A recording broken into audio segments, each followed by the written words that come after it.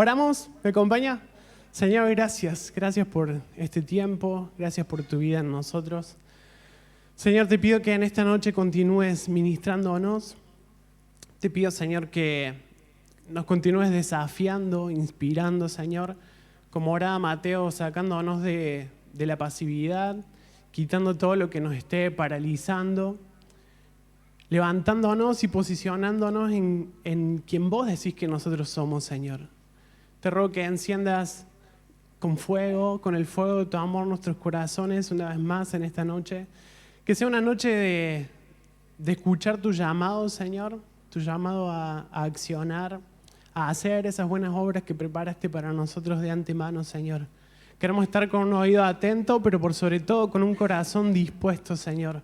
Atentos a aquello que querés hablarnos, porque queremos ser obedientes a tu palabra, Señor. En el nombre de Jesús, amén. Amén.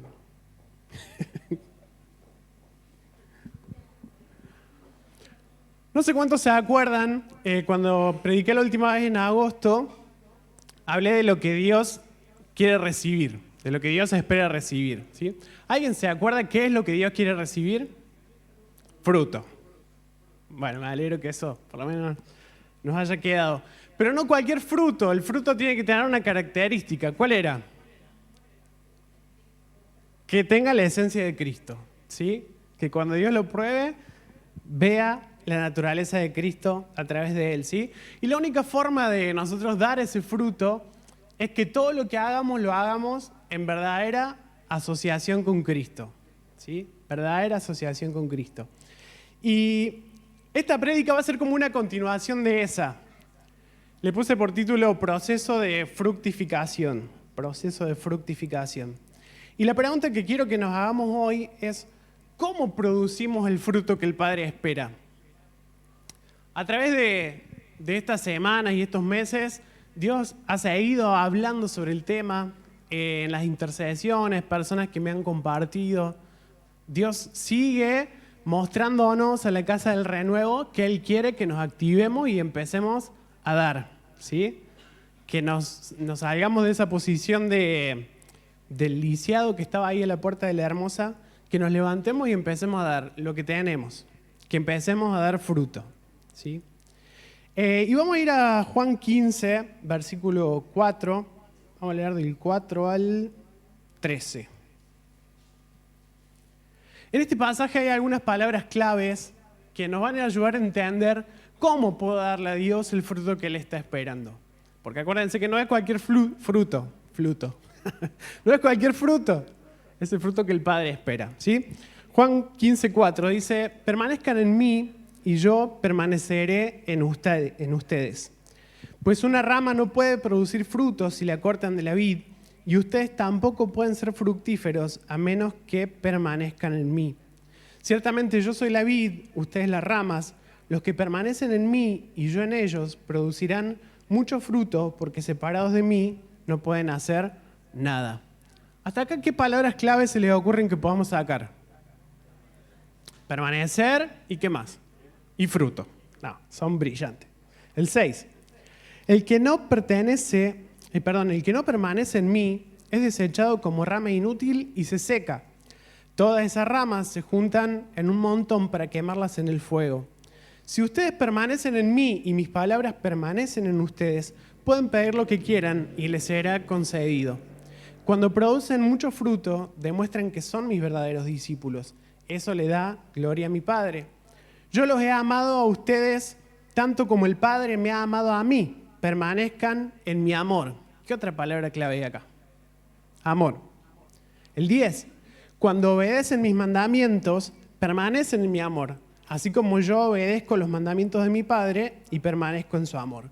¿Qué otra palabrita aparece acá? Obediencia. Les he dicho estas cosas para que se llenen de mi gozo, así es, desbordarán de gozo. La otra palabra clave, gozo. Este es mi mandamiento, ámense unos a otros de la misma manera en que yo los he amado. No hay un amor más grande que el dar la vida por los amigos, ¿sí? Bueno, si podemos poner ahí la presentación que les pasé, tenemos estas palabras clave que fuimos entendiendo y que Jesús las junta todas en un mismo pasaje Y que por ahí pareciera, no sé si a usted le pasa a veces cuando lees la Biblia, decís como que un versículo salta de una cosa a la otra. Voy a decir, Jesús, ¿qué conexión le estaba dando a una palabra y la otra? Y bueno, hoy leyendo este pasaje me fui dando cuenta de que estas palabras están muy relacionadas una con la otra. ¿Sí? Ahí tenemos el fruto, permanecer, obediencia, amor y gozo. 5 palabras claves que encontramos en este pasaje. ¿Sí? Decíamos que lo principal que Dios espera de nosotros es fruto. ¿Sí? Vamos a la que sigue. Fruto. Ahora lo que nos interesa es ver cómo llegamos a ese fruto que el Padre espera. ¿Sí? Y lo que Jesús dice es que es imposible dar fruto, ¿cómo? Separados de Él. ¿Sí? Entonces, vamos a ir a la que sigue. Para poder dar fruto, lo principal que necesito es permanecer unido a Cristo. ¿Sí? Si no permanezco unido a Cristo, no doy fruto. Ahora, para permanecer unido a Cristo, ¿qué es lo que hace que yo me desuna de Cristo o que me desconecte, que me separe de Cristo?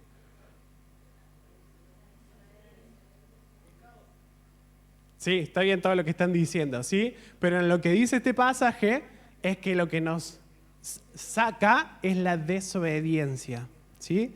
Por eso la obediencia es la que nos hace permanecer unidos a Cristo y la que nos hace dar fruto, ¿sí? Por eso dice, obedezcan mis mandamientos, hagan lo que yo les digo, permanezcan en mí y así producirán mucho fruto. Pero después nos preguntamos, ¿cómo hago para permanecer en obediencia? Para obedecer. ¿Qué es lo que nos motiva a obedecer? Y ahí es donde aparece la otra palabra, que es el amor, ¿sí? Entonces nos damos cuenta de que si el amor, tenemos amor por Dios y amor por las personas, eso nos va a llevar a obedecer. Si obedezco, eso me va a llevar a permanecer. Y si permanezco, eso me va a llevar a dar fruto. Es decir que el amor es la clave acá.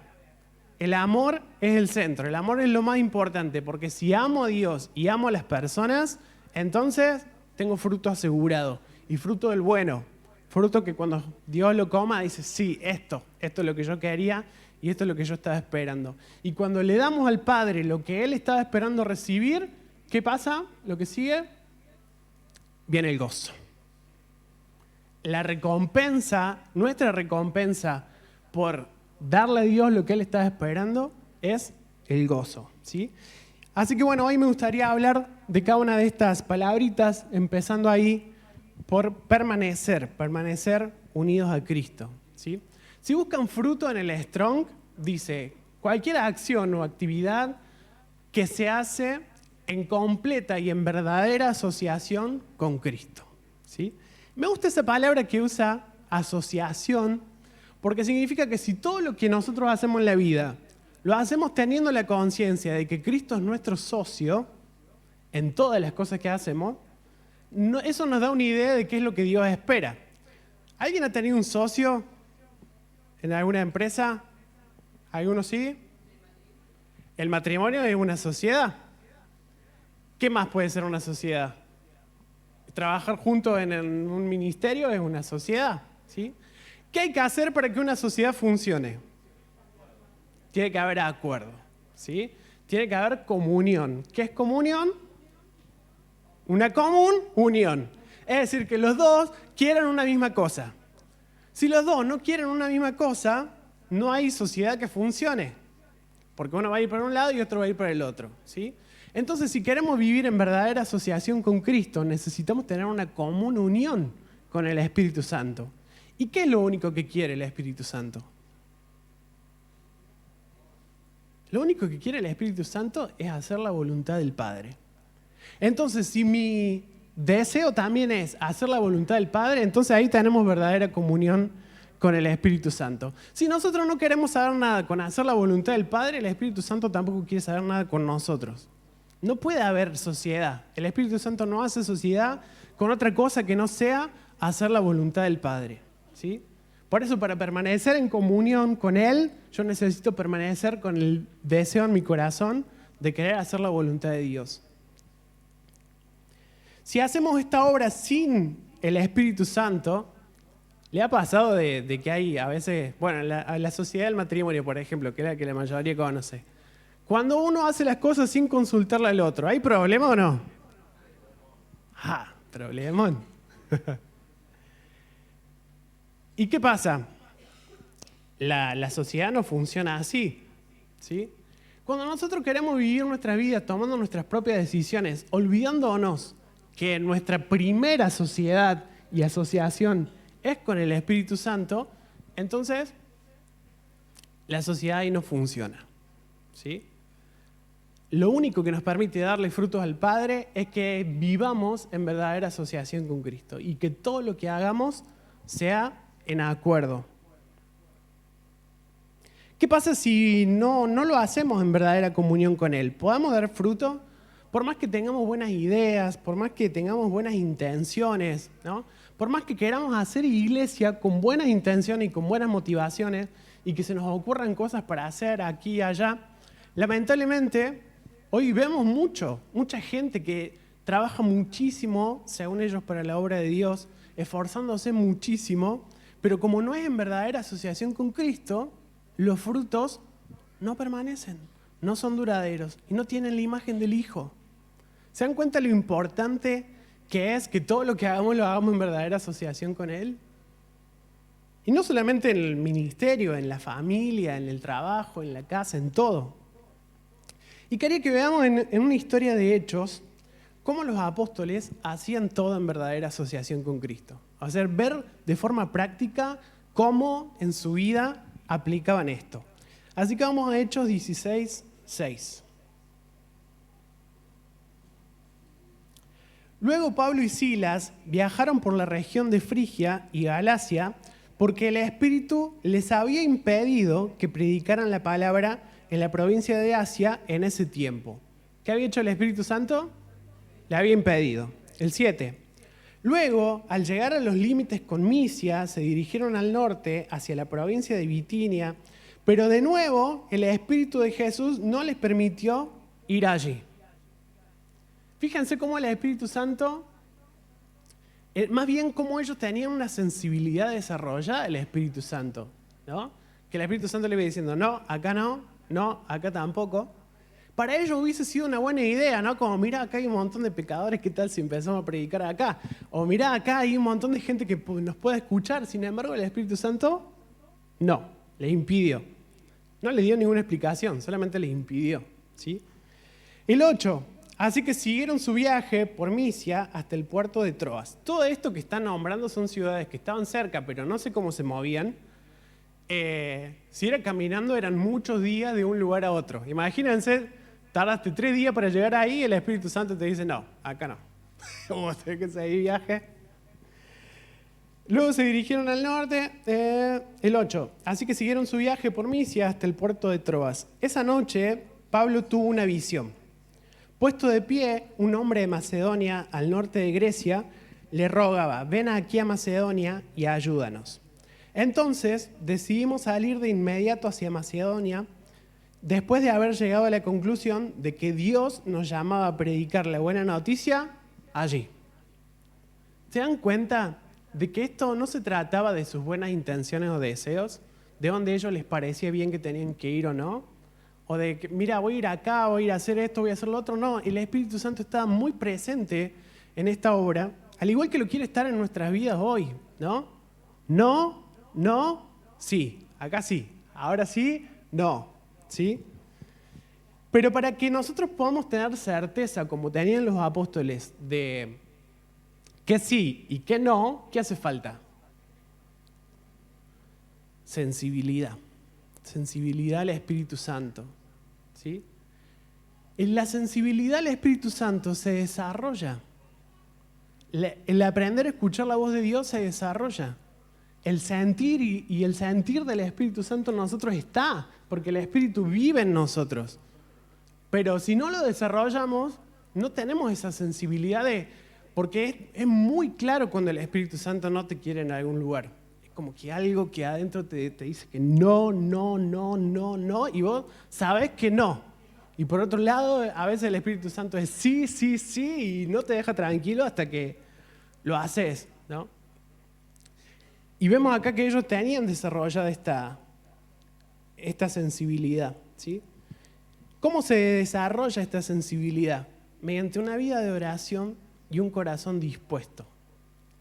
Si vos no tenés ni la más mínima intención de viajar para predicar el Evangelio, ¿para qué el Espíritu Santo te va a decir dónde sí y dónde no, ¿no? Primeramente tiene que haber un corazón dispuesto a hacer la voluntad de Dios y segundo un corazón sensible y con una vida de oración. Si nosotros no tenemos una vida de oración, no hay sensibilidad al Espíritu Santo, está apagado. Vieron que el mismo apóstol Pablo, al finalizar una de las cartas, no me acuerdo cuál, dice, no apaguen al Espíritu Santo. ¿Cómo lo apagamos al Espíritu Santo? Ignorándolo, viviendo nuestras vidas sin tenerlo en cuenta. Así el Espíritu Santo se apaga, porque ¿quién quiere hablar con alguien que no quiere escuchar? Y si escucha pero tampoco quiere obedecer, ¿para qué hablar con alguien así? Por eso el hecho de no apagar al Espíritu Santo tiene que ver con darle importancia, darle lugar, que no sea un socio ignorado, un socio que lo tenemos ahí de lado y que no nos importa para nada lo que piense, lo que opine. Es nuestro socio y necesitamos escuchar qué quiere, qué piensa. Sigue los versículos, el versículo 11. Subimos a bordo de un barco en Troas, navegamos directo a la isla de Samotracia. ¿Sí, no? Espera que me perdí. Y al día siguiente desembarcamos en Neápolis. De allí llegamos a Filipos, una ciudad principal de ese distrito de Macedonia y una colonia romana. Y nos quedamos allí varios días. El día de descanso nos alejamos un poco de la ciudad y fuimos a la orilla de un río, donde pensamos que la gente se reuniría para orar y nos sentamos a hablar con unas mujeres que se habían congregado allí. Fíjense que acá hay otro punto importante, ¿no? Ellos sabían que tenían que ir a Macedonia, les había aparecido una visión y eso estaban seguros. Pero una vez que llegaron a Macedonia no tenían ni idea de qué tenían que hacer, a dónde tenían que ir o con quién tenían que hablar. Sin embargo, no se quedaron encerrados en el hotel donde estaban o vaya a saber dónde estaban, hospedándose, ¿no? Porque acá no dice el Espíritu Santo nos dijo que vayamos al río, no. Ellos dicen, fuimos al río, ¿por qué? Porque pensamos que ahí podría haber gente congregada para orar, ¿sí? Cuando llegan ahí, se encuentran con unas mujeres que se habían congregado allí. Una de ellas era Lidia, de la ciudad de Tiatira, una comerciante de tela púrpura muy costosa, quien adoraba a Dios. Mientras nos escuchaba, el Señor abrió su corazón y aceptó lo que Pablo decía. Ella y los de su casa fueron bautizados y nos invitó a que fuéramos sus huéspedes. Si ustedes reconocen que soy una verdadera creyente del Señor, dijo ella, vengan a quedarse a mi casa. Y nos insistió hasta que aceptamos. Se ve que esta señora Lidia era una señora de carácter, era insistente. Yo tengo una tía que se llama Lidia, que para mí era tal cual como esta señora, ¿no? Dice que comerciaba con telas púrpuras muy costosas, así que la señora se ve que tenía plata. No dice, le voy a consultar a mi marido si los puedo hospedar, así que vemos que no tiene marido o era viuda. Y por lo que vemos después en la historia, su casa era grande, porque después su casa se convirtió en una congregación para toda la gente de ahí de Tiatira donde estaban, ¿sí?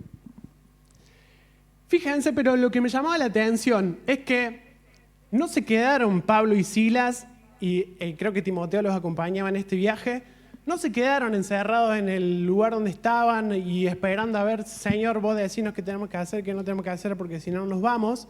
No, ellos avanzaban. Y si Dios no los quería ahí, les impedía, les ponía trabas y les decía, no, ahí tampoco. Pero si no había indicación, ellos seguían, ¿sí? Y Dios iba acomodando las cosas. Ellos fueron al río y ahí se encontraron con quien tenían que hablarle, ¿sí? Encontraron un grupo de mujeres y dijeron, bueno, ahí vamos. Y se pusieron a predicar ahí. Mientras predicaban, Dios respaldó como su socio, abrió el corazón de Lidia y dijo, bueno, esta va a ser la mujer que va a abrir el evangelio en esta ciudad. Abrió su corazón.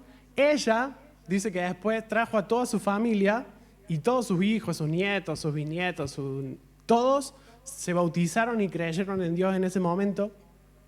Y todos los creyentes que se iban convirtiendo en ese lugar iban a la casa de Lidia, ¿sí? Me parece una hermosa historia porque Lidia era una mujer mayor que Dios escogió para abrir el evangelio en esa ciudad.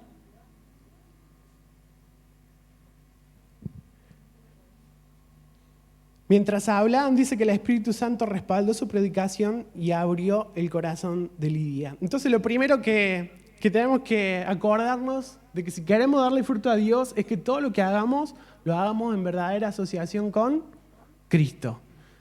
Pero en esta última parte lo que quería remarcar es que eso no significa que si Dios no nos dice nada, nosotros no accionemos y nos quedemos pasivos. Ya sabemos qué es lo que Dios quiere. La gran comisión ya se dijo, ¿sí? Entonces, si vemos necesidad, nos movilicemos. No estemos todo el tiempo preguntándonos cómo esto será la voluntad de Dios o no. Yo no creo que Euge y Juan que un ángel haya bajado a decirnos no como ustedes tienen que ser familia de acogida. No, vieron la necesidad y decidieron decir sí, acciono, ¿no? A estos impulsos que el Espíritu Santo me está dando internamente. Y si Dios no quiere, te aseguro que te lo va a hacer saber y te va a poner trabas. Número 2, la segunda palabra clave que veíamos era obediencia. ¿Sí? Lo que nos permite permanecer en comunión con Dios es la obediencia. Porque si yo escucho la voz de Dios y no lo obedezco, ¿qué pasa? La voz de Dios se empieza a callar. Y ya no escuchamos más. Y nuestra conexión con Dios se desvincula, se separa. Empieza a haber un espacio entre ambos. Y me llamaba la atención que dice que Pablo tuvo una visión de que un macedonio lo llamaba. ¿Cuánto tardó Pablo en ir a Macedonia? Se tomó unos días para comprobar si realmente era la voluntad de Dios. Le pidió a Dios una confirmación. O dijo, che, pero no tenemos plata para tomarnos un barco. Esperemos juntar plata y después vamos. No. ¿Qué dice la Biblia? ¿Cuándo fueron? Lo leamos de nuevo, mira. El 10. Entonces decidimos salir de inmediato. De inmediato. ¿Cómo? De inmediato. La obediencia es de inmediato. A veces Dios nos muestra algo que quiere hacer con nosotros y nosotros damos 1000 vueltas y la pensamos. No, pero es que tendría que tener esto, tendría que hacer lo otro. No, es que ahora no tengo tiempo, es que ahora no tengo plata. Dios se provee sus recursos. Lo único que necesita de nosotros es que nos levantemos y accionemos. Obediencia. Dios te muestra algo al otro día o ese mismo día, activa y empieza a hacer por lo menos lo que esté a tu alcance en ese momento y vas a ver cómo Dios va acomodando las cosas. Ellos no podrían haberse preguntado, che, ¿quién nos va a hospedar en Macedonia? Llegamos ahí, ¿qué hacemos? Sin embargo, ellos fueron, una mujer se convirtió y les dio hospedaje. Dios ya lo tenía preparado. Dios ya sabía que eso iba a pasar. Ellos no, pero dieron el acto de obedecer y de hacer aquello que Dios les estaba llamando a hacer. La medida en la que Dios puede usarnos va a estar sujeta a nuestra obediencia y a nuestra entrega. ¿Han escuchado esa frase que dice que Dios no tiene favoritos? Lo que Dios tiene es gente que está dispuesta a obedecer. Gente que es más entregada que otras.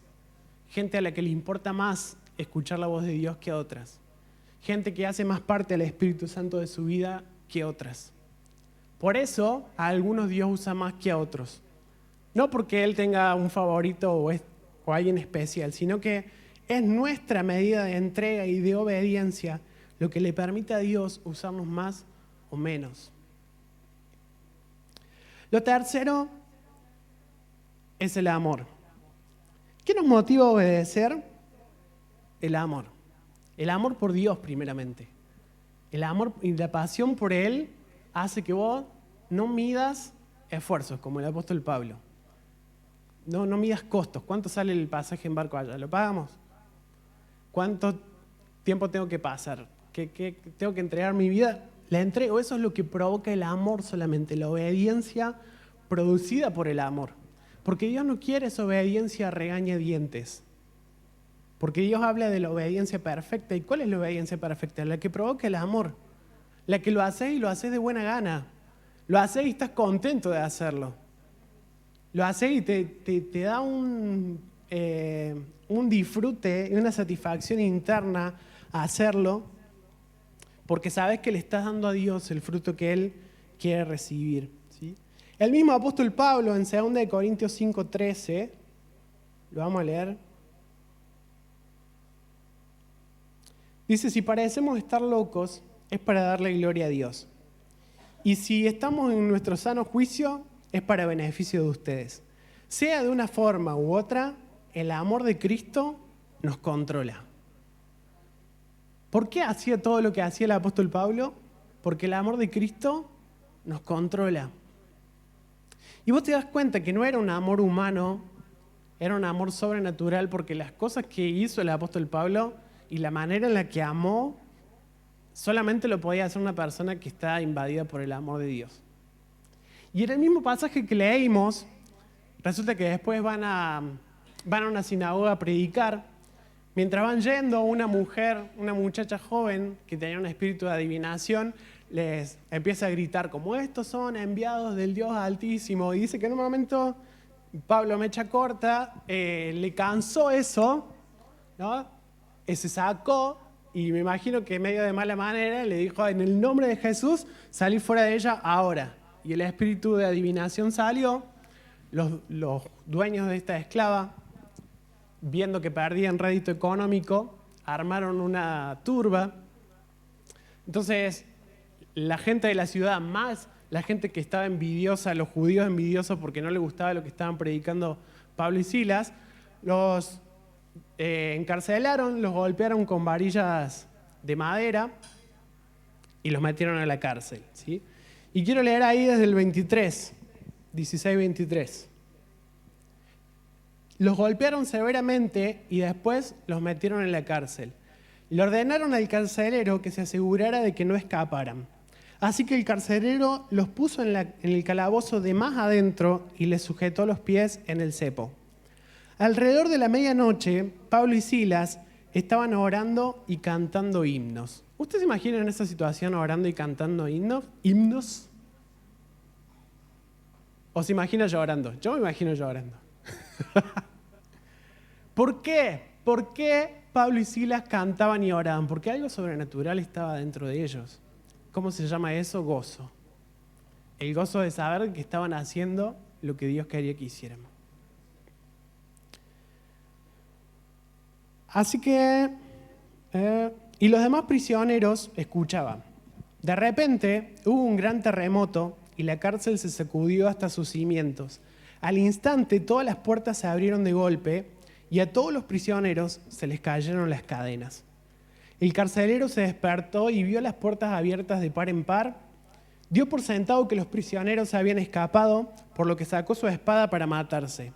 Pero Pablo le gritó, detente, no te mates, estamos todos aquí. Esto me parece increíble porque Dios interviene con un terremoto, abre las puertas de las cárceles y las cadenas se les caen. O sea que era como más que evidente que Dios los quería liberar y sacar de la cárcel.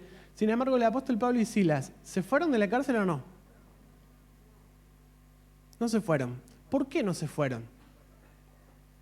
Si Dios los había habilitado para irse, supuestamente. ¿Por qué no se fueron? Porque vieron que el carcelero se estaba por matar. Entonces el amor hacia un desconocido, que unas horas atrás lo había golpeado con varas, y que unas horas atrás le había puesto cepo en los pies, y que lo había metido en el calabozo más profundo de la cárcel, ese mismo hombre ahora los movía al amor y dijeron, quédate tranquilo que no nos vamos a ir. Porque si ellos se escapaban, ¿a quién lo mataban? Al carcelero. Y no se fueron. Y ese acto de amor más ver el poder de Dios manifestado hizo que el carcelero se cayera de rodillas y le dijera, ¿qué tengo que hacer para ser salvo? Y fíjense que ¿a qué hora estaban cantando los himnos? A la medianoche, a las 12 de la noche. Entre que pasó todo esto, el carcelero los lleva a su casa.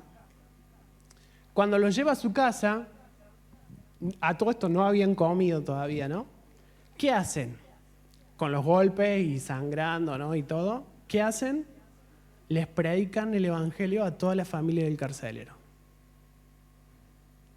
Y después, yo me imagino en esa situación como diciendo, uy, estoy recansado, ya no sabes, tengo un sueño, hoy no comí nada, me duelen todas las piernas, me duele la espalda, me sangra acá me dieron re fuerte. ¿Qué hacen después de eso? A las 4 de la mañana, digamos, 3, 4 de la mañana, los bautizan a toda la familia del carcelero. Una administración completa. Y después, recién de eso, les dan de comer y les dan un espacio donde dormir. Pero Pablo y Silas no se fueron de la cárcel hasta que las autoridades decidieron liberarlos. A pesar de que Dios había hecho todo ese movimiento, ¿no? Respetaron y honraron las autoridades impías de ese lugar hasta que ellos no le dijeron que se podían ir, ellos no se fueron. Incluso dijeron, queremos que vengan las autoridades y nos lo digan personalmente. Y tuvieron que venir las autoridades y decírselo. Y ahí recién se fueron. ¿Qué es lo que los movía? Si no era el amor,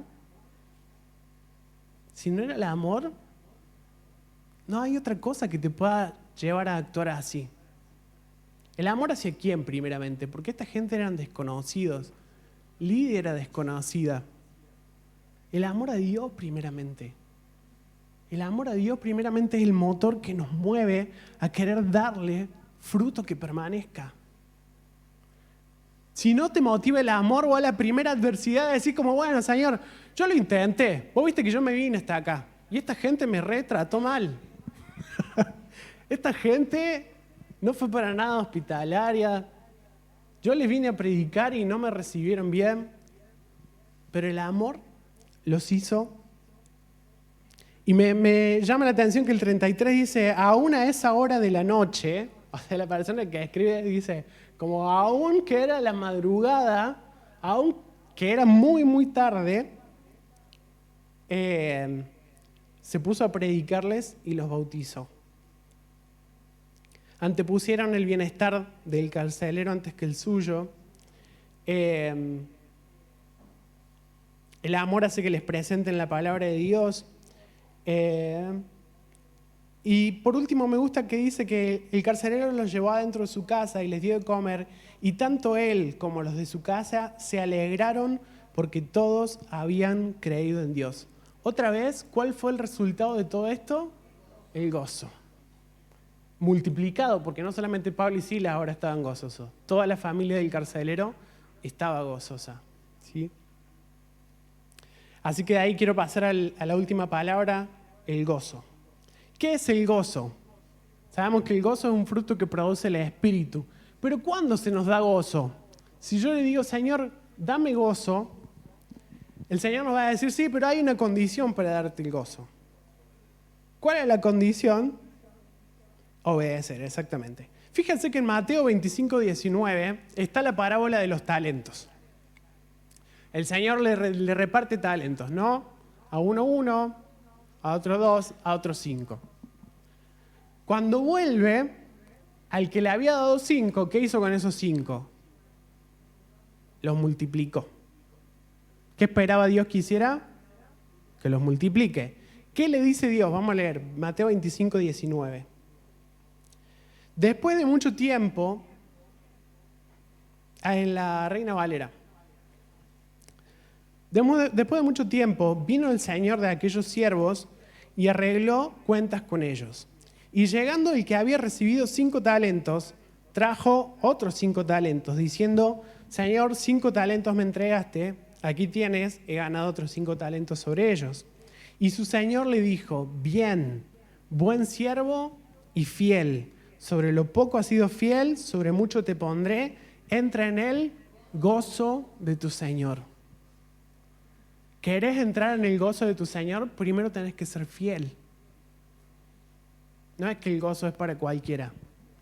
El gozo es el resultado de haber sido fiel en aquello que Dios te encomendó. Ese es el proceso. Amás a Dios, lo escuchás, obedeces, hacés lo que tenés que hacer en verdadera asociación con Él. El resultado es gozo. El resultado es gozo. Bien, buen siervo y fiel. En lo que te encomendé, en lo poco que te encomendé, fuiste fiel. Ahora entrar al disfrute. Y el mismo Jesús en Juan 15 nos dice, si vos permaneces en mí y yo permanezco en vos, entonces le vas a poder pedir al Padre todo lo que vos quieras y se te será concedido. Eso es parte de la recompensa del gozo. Le vas a pedir al Padre lo que quieras y te será concedido. ¿Pero eso para quién? Para quien hace la voluntad del Padre, ¿sí? Es la satisfacción de darle a Dios lo que espera recibir y la plenitud que nos da el hecho de saber que estamos haciendo lo que tenemos que hacer. ¿Le ha pasado de sentirse insatisfecho? De sentir que falta algo, que parece que a la vida le falta algo, a pesar de que quizás hemos cumplido los sueños que teníamos, algo le falta. Y eso que nos falta y esa insatisfacción es que no estamos haciendo la voluntad de Dios. Porque cuando estamos en el centro de la voluntad de Dios se siente plenitud. Plenitud igual a hacer la voluntad del Padre. Y quiero invitarla a que nos pongamos de pie para orar.